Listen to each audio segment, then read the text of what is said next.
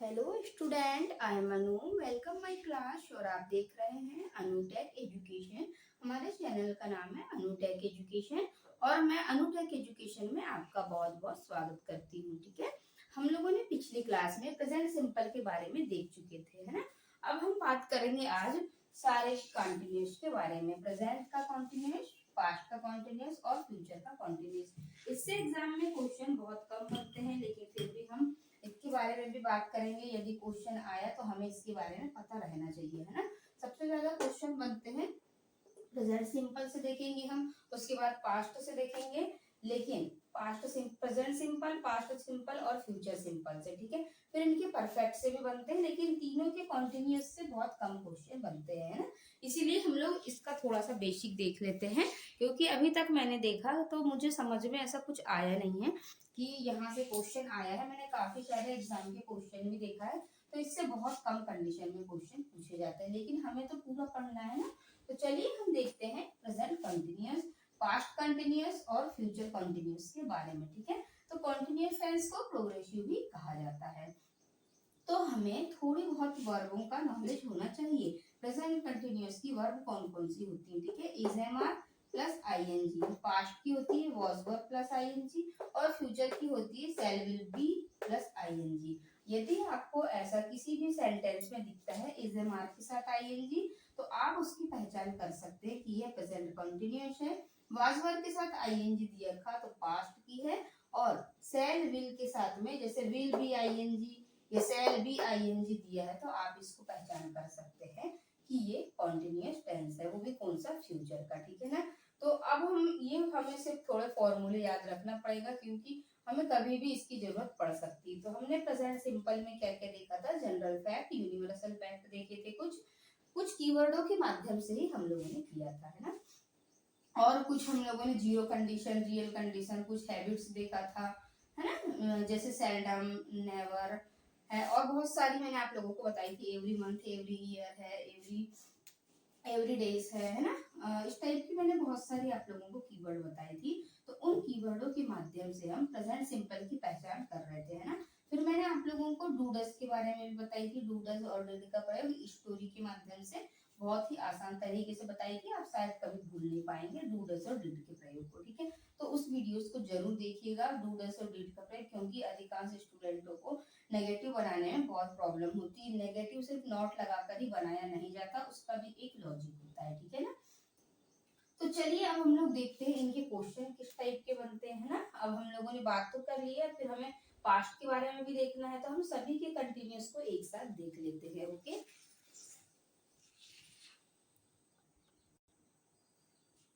चलिए हम लोग कुछ प्रेजेंट कंटिन्यूस के हम लोग कुछ एग्जांपल देख लेते हैं। ठीक है, जैसे हम लोगों ने पिछले प्रेजेंट टेंस के, हमने प्रेजेंट सिंपल के कुछ ऐसे कीवर्ड देखे थे जिससे हम प्रेजेंट टेंस की पहचान आसानी से कर सक रहे थे। ठीक है ना, कि हमने बताया था आपको universal fact, general fact, habits, proverbs थे, जीरो कंडीशन, रियल कंडीशन, है ना। कुछ हैबिट्स भी आई थी उसमें, जैसे everyday, every month, every year, seldom, never, rarely, वेयरली, व्हेनेवर, इस टाइप की चीजें हम लोगों ने देखा था, है ना। उसमें हमने देखा था कि ऐसे जैसे कीवर्ड हमें कहीं पर भी मिल जाते हैं, तो हम वहाँ पे प्रेजेंट सिंपल की पहचान कर लेते हैं। लेकिन हम बात करते हैं प्रेजेंट कॉन्टिन्यूअस की, क्या इसके भी कुछ ऐसे कीवर्ड होते हैं? जी हाँ, बिल्कुल होते हैं। इसके भी कुछ ऐसे ही कीवर्ड होते हैं जिससे हम लोग प्रेजेंट कॉन्टिन्यूअस की पहचान कर सकते हैं। तो चलिए देखते हैं वो कीवर्ड कौन से हैं, है ना।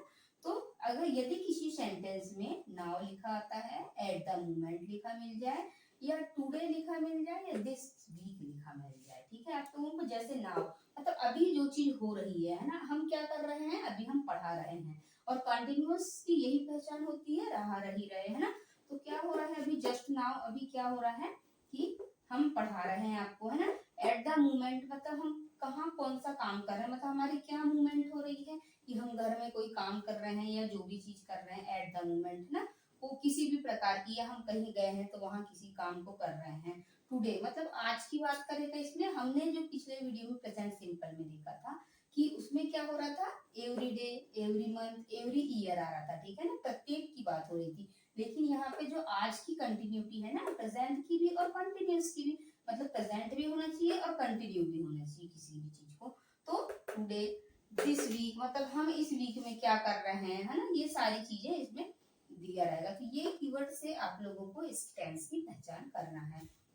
जैसे प्रेजेंट कॉन्टिन्यूअस में ये मूवमेंट वाले जितने भी आपको कीवर्ड हैं ये मिल जाते हैं, तो आप ये समझ जाइएगा कि इसमें प्रेजेंट कॉन्टिन्यूअस टेंस है। और प्रेजेंट कॉन्टिन्यूअस का तो मैं आप लोगों को पूरा स्ट्रक्चर बता चुकी हूँ।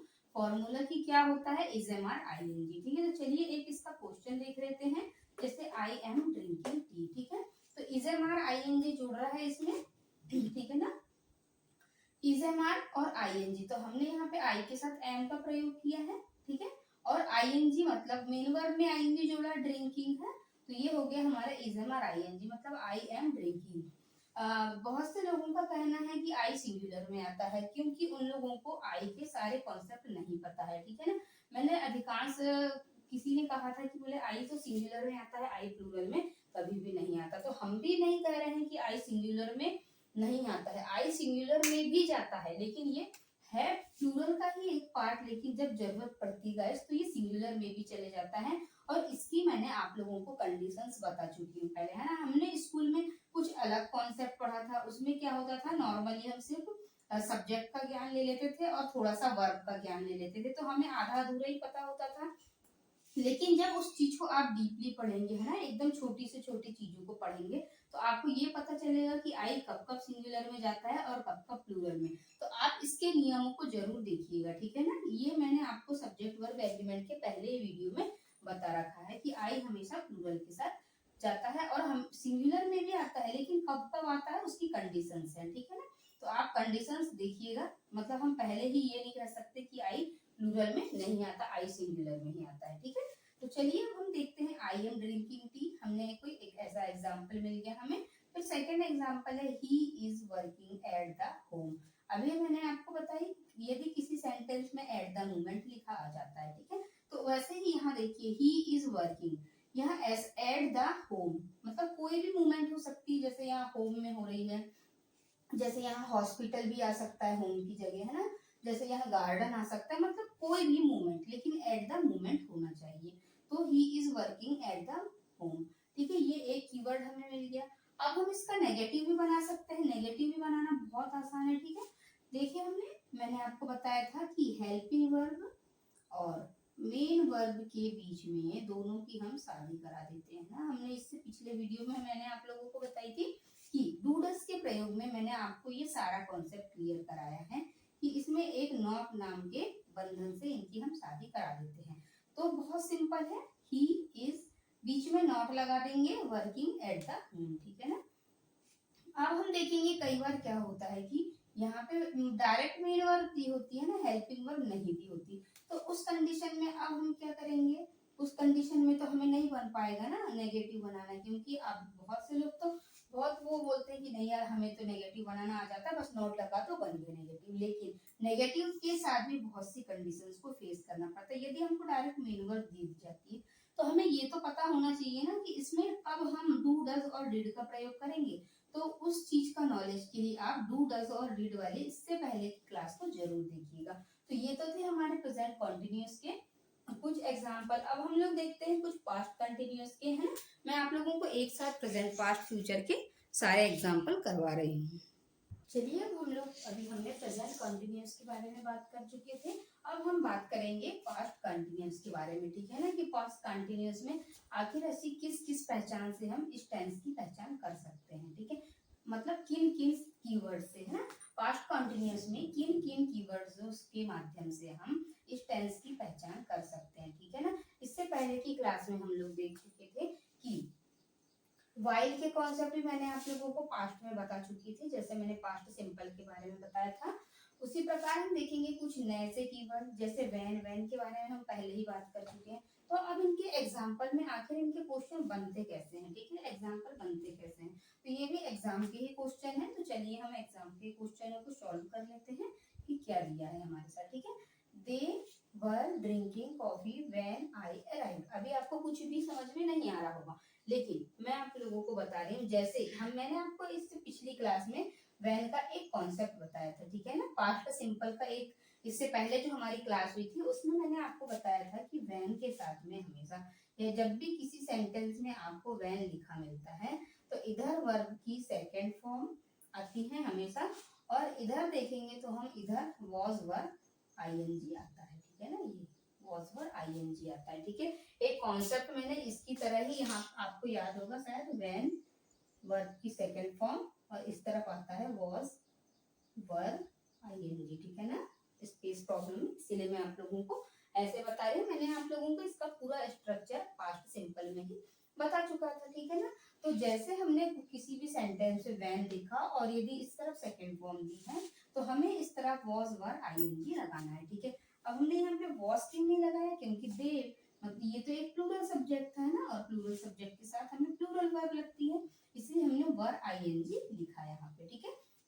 आई होप आप लोगों को क्लियर हो गया होगा कि ये एक स्ट्रक्चर था, हमने पिछली क्लास में देख चुका था कि वेन के साथ इधर जब भी सेकंड फॉर्म आती है तो इस तरह वॉज वर्ब आईएनजी आता ही आता है, ठीक है। या तो आपको ब्लैंक में दे देगा, वैन के बाद में इधर ब्लैंक दे देगा और सेंटेंस जैसा का वैसा रहेगा, तो आपको ये पता रहना चाहिए कि वैन के बाद इधर सेकंड फॉर्म आती है, ठीक है ना।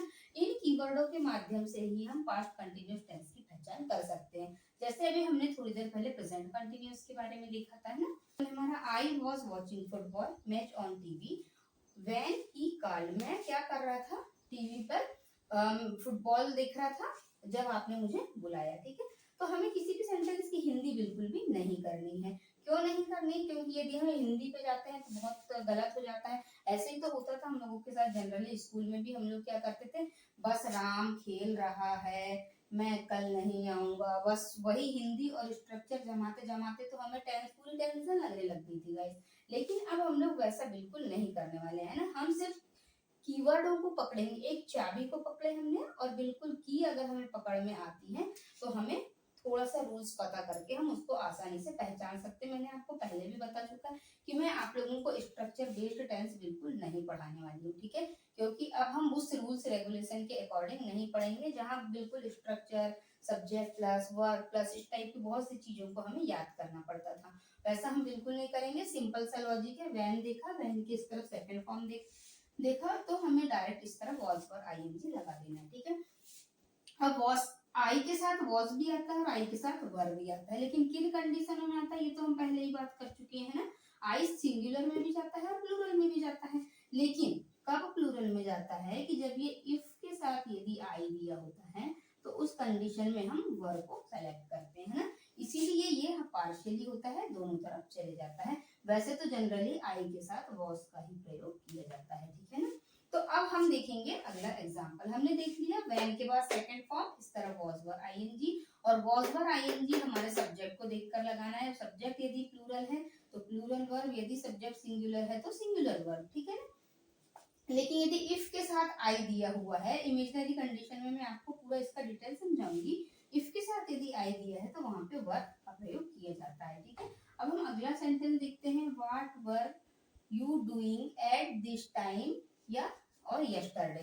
तो अभी मैंने आपको बताया कि पास्ट कंटिन्यूअस में यस्टरडे मतलब पास्ट टेंस की पहचान ही होती है कि यदि किसी सेंटेंस में यस्टरडे लिखा मिल जाता है हमें, है ना, वॉइल लिखा आता है, वैन लिखा हुआ मिल जाता है, ठीक है। तो उस कंडीशन में हम क्या करते हैं, यस्टरडे लिखा हुआ है मतलब ये पिछली, यस्टरडे मतलब बीते हुए कल, और पास्ट लास्ट की बात कर रहा है, लास्ट मतलब पास्ट, है ना। तो अब हम देखेंगे, हमें पता है यस्टरडे, यस्टरडे मतलब पास्ट टेंस की बात हो रही है, और पास्ट टेंस में भी हम क्या करेंगे, ये हमें कीवर्ड मिला यस्टरडे, और यहाँ पर भी देखेंगे हम कि वॉज वर्ब आईएनजी का हमने प्रयोग कर चुके हैं, ठीक है ना। व्हाट वर यू डूइंग, ये आईएनजी आ गया यहाँ, तो वॉज वर्ब और आईएनजी का हमने प्रयोग किया यहाँ पे, ठीक है।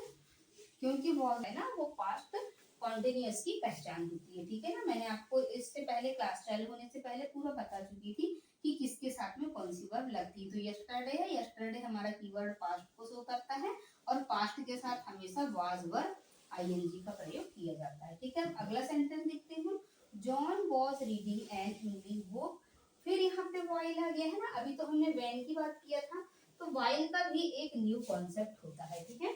जैसे आप देखेंगे किसी सेंटेंस में आपको वाइल मिल जाता है, ठीक है, लिखा हुआ।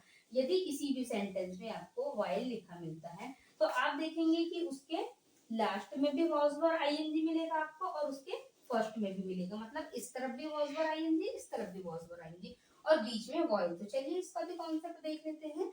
हमें मिला बीच में वाइल लिखा हुआ, ठीक है। तो इसका कॉन्सेप्ट ये कहता है कि इस तरफ भी वॉज वर आईएनजी आएगा और इस तरफ भी इसमें वॉज वर आईएनजी आएगा, है ना। तो इसकी ये पहचान होती है। तो इन कीवर्डों के माध्यम से हमें सेंटेंस में सेम मिल जाता है। जैसा हमने स्ट्रक्चर देखा, जैसे हमने इसका रूल्स देखा, उसी प्रकार हमने इसके क्वेश्चन को भी चालू किया है, ठीक है ना। ये एग्जाम के ही क्वेश्चन है। मैं आप लोगों को सारे एग्जाम के ही क्वेश्चन बताती हूँ, है ना। मैं अपने मन से कोई भी एग्जाम्पल या कोई भी कीवर्ड नहीं जोड़ती हूँ। मैं आप लोगों को बहुत सी बुकों से एनालाइज करने के बाद ही एक शॉर्ट ट्रिक लेके आती हूँ और उन ट्रिकों के माध्यम से बताती हूँ कि आखिर इसमें ऐसा हुआ क्यों है कि वाइल, ये आपको किसी भी बुक में नहीं मिलेगा इस टाइप का कॉन्सेप्ट, ठीक है। तो वाइल, वाइल के बाद वॉज वर आईएनजी आता है, हमेशा याद रखना है। और इस तरफ भी वॉज वर आईएनजी आता है। अब यहाँ पे जॉन सिंगुलर था इसलिए यहाँ वॉज आ गया। यदि यहाँ पे दे होता तो यहाँ पे वर आ जाता, ठीक है। सिंगुलर प्लूरल के बारे में तो हम पहले ही बात कर चुके हैं। तो आप इसको वीडियो को रोक के आप इसको अपने कॉपी में नोट डाउन कर सकते हैं। बहुत ही इंपॉर्टेंट कॉन्सेप्ट है और सारे कॉन्सेप्ट एग्जाम के ही हैं इसमें।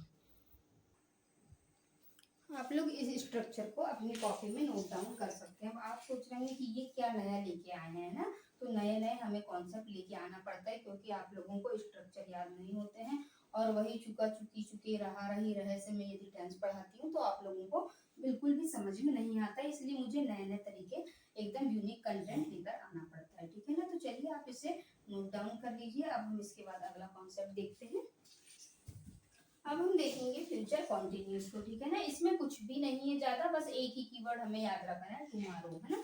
कल की बात होगी, मतलब फ्यूचर मतलब भविष्य की बात होगी। और फ्यूचर कॉन्टिन्यूस और प्रोग्रेसिव है ये हमारा, है ना। फ्यूचर का कॉन्टिन्यूस है और कॉन्टिन्यूस की हम लोगों ने देखा था वर्ब क्या होती थी हमारी, helping verb will be ING, ठीक है ना।